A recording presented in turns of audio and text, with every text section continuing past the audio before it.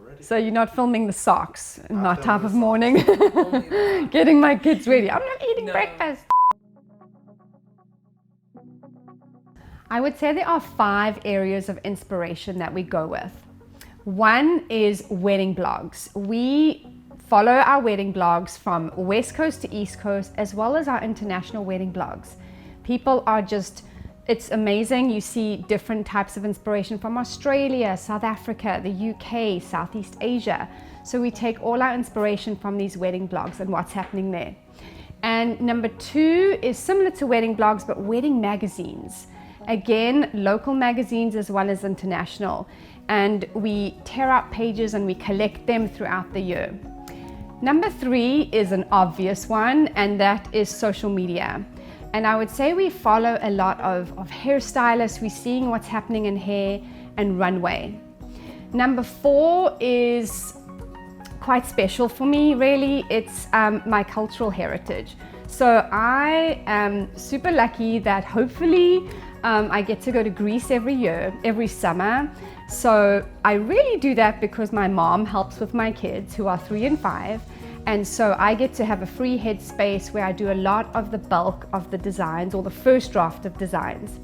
And number 5 is just natural, creative spontaneity. So I have a notepad next to my bed or throughout the day where I would sketch ideas and first drafts of headpieces and veils. So taking all of this inspiration together, we also know as a company that each woman is unique. So, it also depends on the time of year she gets married. Is it a summer wedding or a winter wedding? The time of the day she's getting married, is it the morning or the evening? In the morning, she might want something a bit more subtle. In the evening, maybe something more elaborate.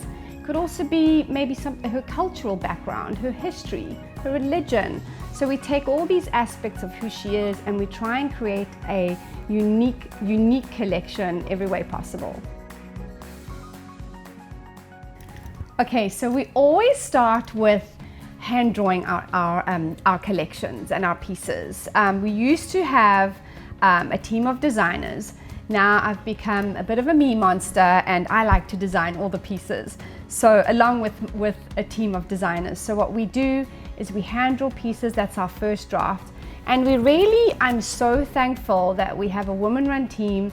We all get together constantly and we do a lot of brainstorming. So we get 2, 3, maybe 4 opinions on each piece.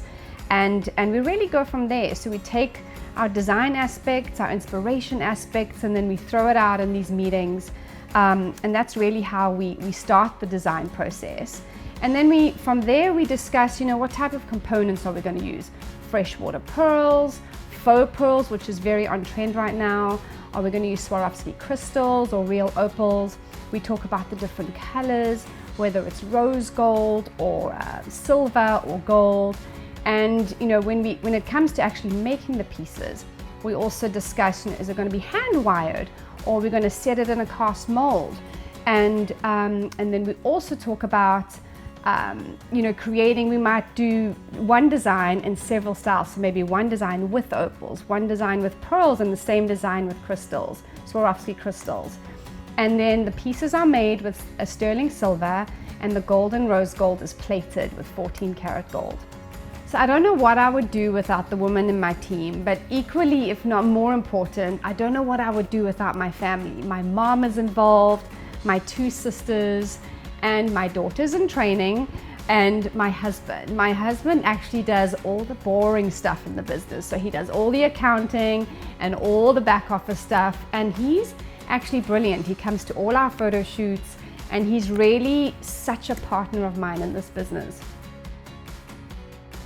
So all of our pieces are named after women who I love. So our first collection, it was all family and friends. And then our collections going forward have definitely been like women who've inspired us, me and my team. And so that's definitely something very special. And one of our best-selling pieces, which is one of my favorites, is our Christina veil. It absolutely flies, and it's named after my youngest sister.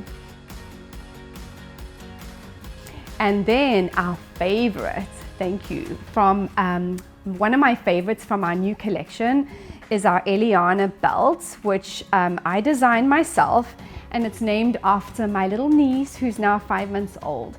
So that's very special. And our 2020 collection really is actually very trendy.